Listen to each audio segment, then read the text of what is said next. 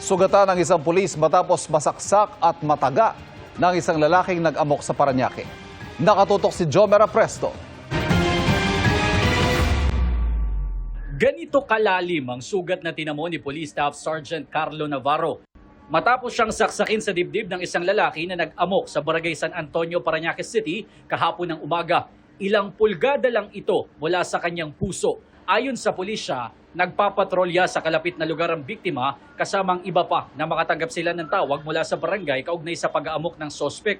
So, maximum tolerance, hindi nila pinilit nilang pakiusapan, kaso nung nilapitan nila para isubdo, inuunday niya talaga yung broken glass na hawak-hawak niya. Nagkaroon ng konting habulan hanggang sa mapunta sila sa kabilang creek naman.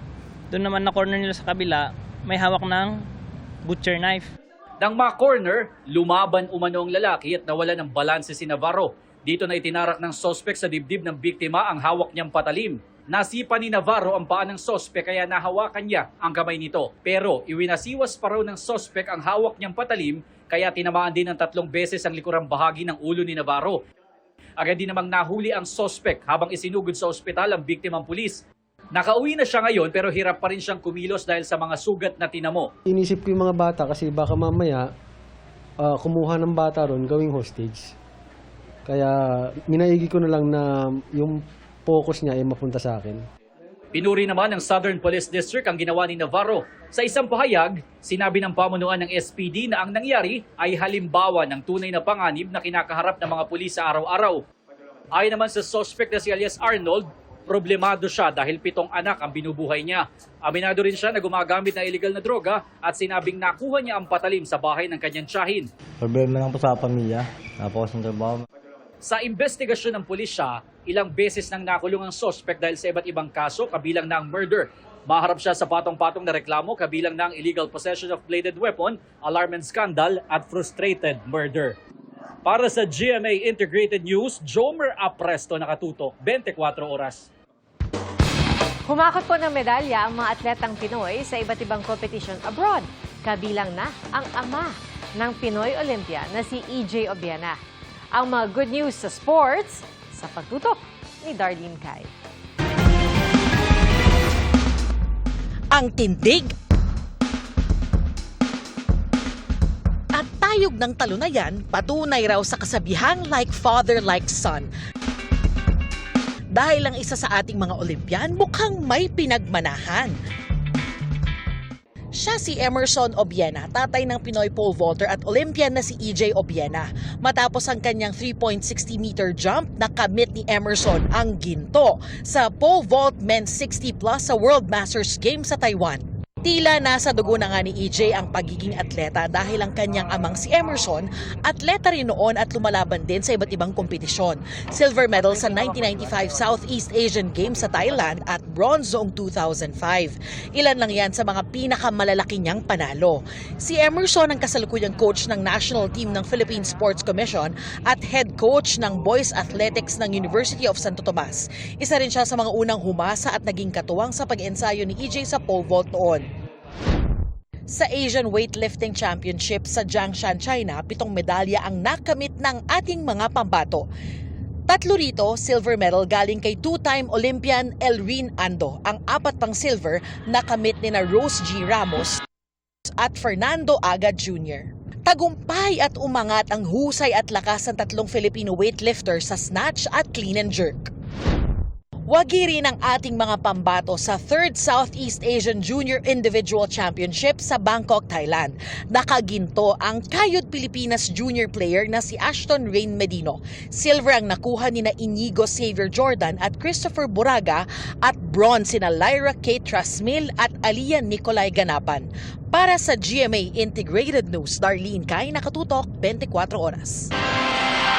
Nagsulputan ngayon ng iba't ibang coffee shop dahil sa pagkahilig ng mga Pinoy sa kape. Hanggang ilang cup o tasa nga ba ng kape ang pwedeng inumin kada araw? Alamin sa pagtutok ni Katrina Son. Coffee is life.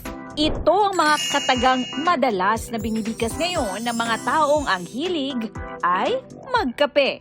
Palipas ng oras, lalo na sa gabi, yung mga kabataan. Yun siya ngayon kasi sunod sa uso ang mga kabataan.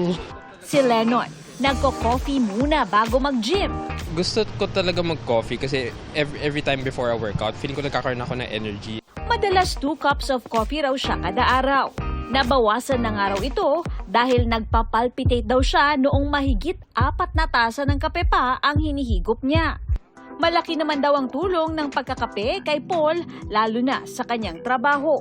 Mid-shift po kasi ako, 1 p.m. to 10 p.m. So kapag may meetings po na kailangan attendan, kunyari at 9 a.m., so yun po yung pampagising ko. Pero naghihinay-hinay na siya dahil di raw siya nakakatulog kapag nasusobrahan sa kape. Hanggang ilang tasa nga lang ba ang pwedeng inuming kape? Sagot ng isang eksperto.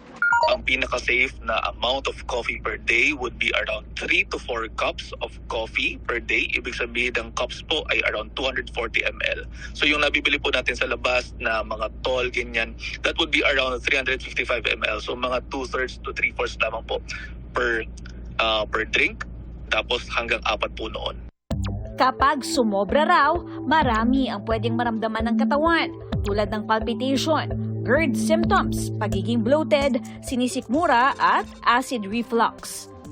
At dahil diuretic din ang kape, maaring ma-dehydrate kapag sobra-sobrang iniinom dahil mayat-maya kang iihi. Posibleng tumaas din ang blood sugar ng mga diabetic kung aaraw-arawin ang pagkakape. Pwede ring magkaroon ng sleep disorders. Kaya para naman sa mga talagang ang hilig ay pagkakape. Best time umano na uminom sa umaga. Sa hapon naman hanggang 1:00 lang o 2:00 kung maaari. Huwag nang iinom ng kape, lalo na kung caffeinated, 3 to 4 hours bago po kayo matutulog. Mas mainam din daw ang black at decaffeinated coffee na may antioxidant daw pero in moderation pa rin daw. Dapat ay may laman ang tiyan bago magkape para maiwasan ang reflux. Para sa GMA Integrated News, Katrina Son, nakatutok 24 oras. Mga kapuso, 2 weather systems ang nakakaapekto sa iba't ibang lugar sa bansa.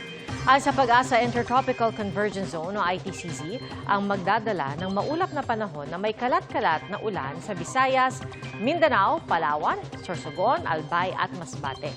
Easterlies naman ang magpapaulan sa Metro Manila at iba pang bahagi ng Luzon. Asahan din ang mga pag-ulan bukas. At sa rainfall forecast ng Metro Weather, light to moderate rains ang posibleng maranasan umaga bukas sa ilang bahagi ng Luzon pati na sa Palawan. Posible rin ang moderate to intense rains sa malaking bahagi ng Visayas at Mindanao. Kaya maging alerto po sa banta ng baha at pagguho ng lupa. Mababa naman ang tsansa ng ulan sa Metro Manila pero hindi inaalis ang posibilidad ng thunderstorms. Sa hotel inaresto ang isang lalaking pinagnakawan daw ang pamilyang itinuring na raw siyang anak. Nakatutok si Bea Pinlac. Exclusive. Naglalakad ang 37 anyos na lalaking ito sa A. Mabini Street, Caloocan, Linggo ng umaga. Kapansin-pansin ang mga bag na bitbit niya. Ang mga laman pala nito, mga tinangay niyang gamit sa bahay ng pamilyang tinuring na raw siyang anak ayon sa pulisya. According po dun sa complainant, yung suspect na yan ay kanila nang inaruga simula pa pagkabata. Inako na nila parang tunay na anak. Naiwan daw ang suspect sa bahay nung Linggo nang umalis ang pamilya para magsimba sa Pangasinan. Nanggaling sila sa Manawag, na unang umuwi yung anak nila. Doon nga nakita nung panganay na anak na pinasok yung sira yung bintana nila. At pagpasok sa kwarto, doon nakita nila na nakatiwangwang lahat ng gamit. Persahan binuksan yung bolt at doon nga nakuha yung mga alahas nila. Tinangka pa raw nitong sirain ang nakalock na pintuan para lang makapasok ng kwarto. Kabilang sa mga gamit na ninakaw ng suspect ang mga alahas na may halagang humigit kumulang 300,000 pesos. Nahuli kinabukasan ng suspect na naka-check-in sa isang hotel sa Barangay 81, Caloocan.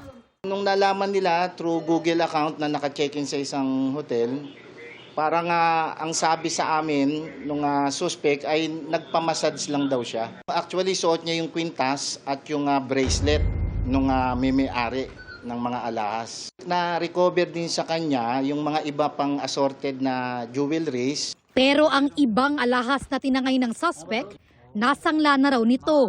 Lahat yan, positive. Positive lang yan. Yung kakabili lang na yan. Lahat yan sa amin. Na-recover din sa hotel room ng suspect ang iba pa umanong nakaw na gamit. Hindi muna nagbigay ng pahayag ang pamilyang nabiktima. Sinusubukan pa namin kuhanin ang panig ng suspect, pero ayon sa pulisya, Inamin naman po nung suspect, no, yung crime na nagawa niya. reklamong robbery ang isinampa laban sa kanya. Para sa GMA Integrated News, Bea Pinlac, nakatutok 24 oras. Panahon na ulit ng tagisan ng mga mag-aaral sa sports sa palarong pambansa, pero taon-taon ding problema rito ang matinding init. Kung paano ito tinutugunan ng mga organizer, alamin sa pagtutok ni Ian Cruz. Matapos ang kulang 6 na dekada, balik Ilocos Norte ang palarong pambansa. Nagkakaisang kapuluan ang tema ng ika-65 palaro. Ang logo nito, ang pixelated human figure ni Ilocano shark Chofilo Ildefonso na unang Pinoy at Southeast Asia na Olympic medalist, kaakibat ang Inabel textile patterns. Mahigit 15,000 atleta, coaches at technical working group team ang isang linggong nasa Ilocania para sa palarong pambansa. Ngayong gabi ang opening ceremony na pangungunahan ni Pangulong Bongbong Marcos, Education Secretary Sani Angara at kauna-unahang Olympic gold medalist ng bansa na si Haidilyn Diaz. Si Diaz ang mangunguna sa Oath of Coaches and Technical Officials bilang direktor ng weightlifting event, isang demo sport ng palarong pambansa 2025. Mahalaga talaga na maging regular sports ang weightlifting. Actually, I'm so happy na may mga regions na wala namang weightlifting but they started putting athletes there. Nasa 70 atleta mula sa 9 na rehiyon ang magtatagisan ng lakas sa weightlifting, kasama ang PWD na si Amber ng Rizal na hindi naging balakid ng kapansanan. Ilang pamangking lalaki rin ni Diaz ang maglalaro rin para sa weightlifting. Naniniwala ako na isa ang palarong pambansa na makapag-uwi ng gold medal sa Olympics. Now, tinatap natin yung mga wala pang alam sa mga weightlifting, lalong-lalo na sa probinsya. So, nakikita ko yung potential ng weightlifting dito sa Pilipinas. Kasi nga, yun nga, magiging wide na. Nakakapaso ang sikat ng araw dito sa Lawag, pero hindi magiging hadlang ang init ng panahon sa misyon ng mga atleta na magpunyagi sa kani-kanilang paligsahan. Ang mga atleta at coaches na nakatira sa mga paaralan, kinakaya raw ang matinding alinsangan ng panahon. Sa Ilocos Norte College of Arts and Trade Campus halimbawa, ibinigay naman daw ang lahat ng pangangailangan ng mga atleta. Tiis-tiis lang. Tapos merong mga electric fan naman, kayang-kaya. We have provided po sila ng electric fans and as well as we deployed mga water dispenser, electric water dispenser in every floor of all the buildings na nakabilitan po nila. Inaasahan ding hindi magkakaroon ng outdoor events mula 10 a.m. to 3 p.m. para iwas sa matinding sikat ng araw.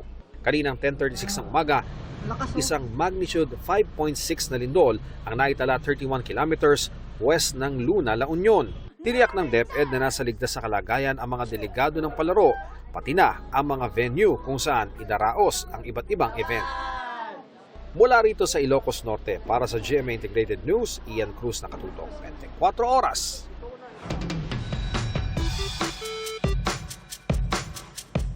Sa mga nagdaang buwan, napapadalas daw ang mga sighting ng mga dugong sa Sarangani Bay. Madalas mag-isa ang mga ito, pero kamakailan, nasulyapan daw na dugong may kasama. Kuya Kim, ano na? Sa drone footage na pinost ng DNR Socsargen, makikita ang dugong na ito na palangoy-langoy sa katubigan ng Sarangani Bay. Kasama nitong lumangoy ang kanyang calf o supling. Ang sighting na ito na mag-inang dugong nagbigay ng pag-asa sa maraming marine conservation advocates. Ang mother calf sighting kasi, indikasyon ng Sarangani Bay, isang ligtas at nurturing na habitat para sa mga dugong. Ang mga dugong o dugong-dugon vulnerable na, ayon sa IUCN o International Union for Conservation of Nature. Ibig sabihin, sila'y nanganganib ng maubos. Kabilang sa mga banta sa mga marine mammals na ito ang habitat loss o pagkawala ng kanilang tirahan, polusyon sa dagat, at iligal na panghuhuli sa mga ito. Kaya ngayon pa lang, alagaan at protektahan natin sila para hindi tayo malunod sa panghihinayang kapag sila'y tuluyang mawala. Ito po si Kuya Kim at sagot ko kayo, 24 oras.